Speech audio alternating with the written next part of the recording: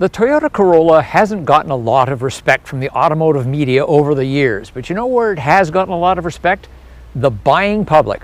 All around the world, millions upon millions of Corollas have been bought since the 1960s and made around the world too. And now, quite a change for the Corolla. It has a gasoline-electric hybrid engine to provide even further economy and thus value to its buyers. Let's take it for a spin today on Family Wheels.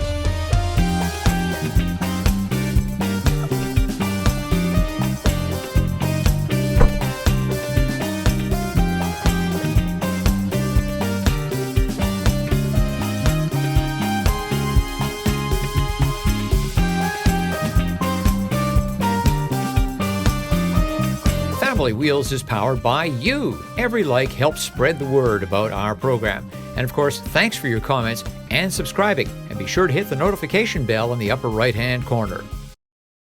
The Corolla has always been a value play, combining purchase price, operating cost, reliability, and resale value. Meanwhile, sales of hybrid vehicles have long been a function of gas prices, which are a large part of operating cost. And gasoline has risen sharply, particularly when compared to the lows reached early in the COVID-19 pandemic. Canada's average is up by about one-third from a year earlier, today sitting at $1.57.9 per litre in Vancouver. That's the same as $4.78 US per US gallon. UK and European prices are higher still, Britain's being the equivalent to $2.43 Canadian per litre. But they're all positive indicators for the Corolla Hybrid, a car sold around the world.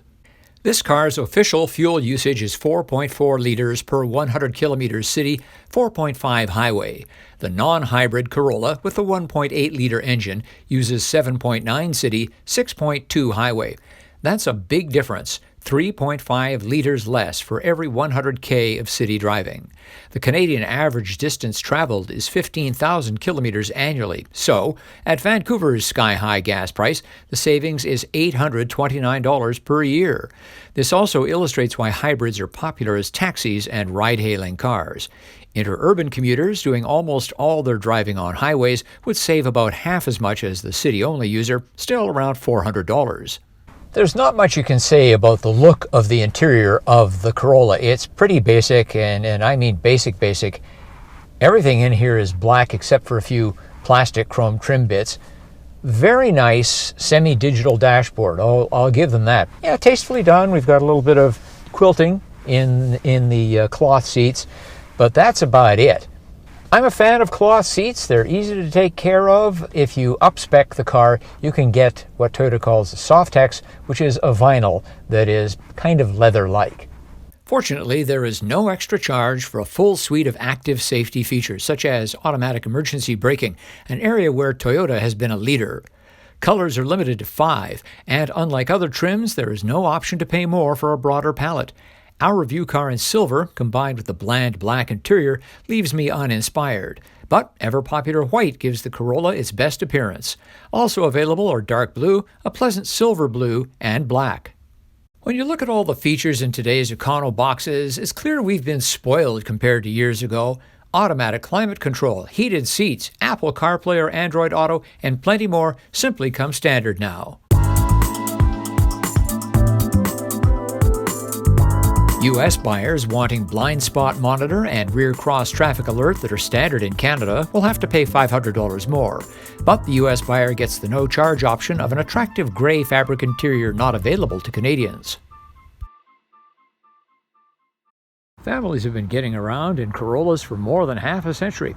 Let's see how our standard load of 3 bags of groceries, a backpack, and a stroller fit in the 2022 Corolla.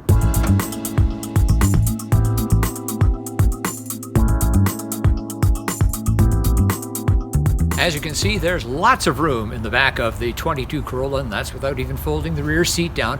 Also, a nice touch, underneath this cover is a compact spare tire. You don't see that on every car these days. The actual construction of the rear seat is flimsy, just wobbles like that. some families are not going to be impressed that the right-hand side of the rear seat gets the 60%. Usually it's the other way around, so you can put the child seat on the right and have more room on the left should you need to fold that down for extra storage. Well, the Corolla just passes, and I mean just passes, our child seat test. Our rear-facing child seat is in the rear, and here at the front, I'm almost touching the glove box door, but not quite. There is a commendable amount of room in the back seat of the Corolla, plenty of space in front of my knees, my feet are not touching the seat ahead, but that's about it. It's basic back here. You got a power window, but no HVAC controls and no plug-ins either. If you get kids in the back and they got devices, they can plug into some USB outlets that are in the center bin. The Corolla turns nicely, and I'm using turns as opposed to handling. Have a nice comfy ride. That's what this car is all about. Again, it's the value proposition. A perfectly decent ride. We're going over some bumps here, handling them just fine. Not noisy inside until you step on the gas pedal, so don't do that. Just drive along like a regular sensible person and enjoy the value of your Corolla. I have a friend who has a quite long daily commute. He bought a Prius C. That's the really little one. It's been phased out. And he saved a lot of money on gas, but boy, that is not a great car to be taking on a long commute. Among the other Corolla models available are those with a 2-liter engine. This is a 1.8-liter, 139 horsepower. The 2-liter has 169 horsepower. That's a lot more. We've gotten up to 90K, which is freeway speed in a lot of zones, and it is really comfortable and quiet. My friend with the Prius C really should trade it in. For your freeway commuter, this is a good choice. The Corolla Hybrid, or Hybrid LE in the US, is the only Corolla with a gasoline-electric power unit. The more luxurious or basic versions and the cute Corolla hatchback are internal combustion only. The Corolla's biggest competitor, the stylish and sporty 22 Honda Civic, also has no electrified option. Too bad.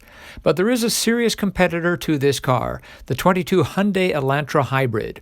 The price is nearly the same and its fuel economy is essentially identical, but the Hyundai comes with 16-inch wheels, dual-zone HVAC, wireless device connection, hands-free trunk release, wider color selection, and my favorite, a dual-clutch transmission instead of the continuously variable setup that's noisy when climbing hills. And I like the styling.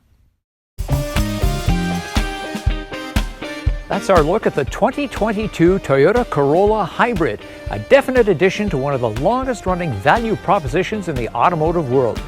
But what did you think? Leave a comment, give us a like, and thanks for subscribing. I'm Richard Detman. See you next time on Family Wheels.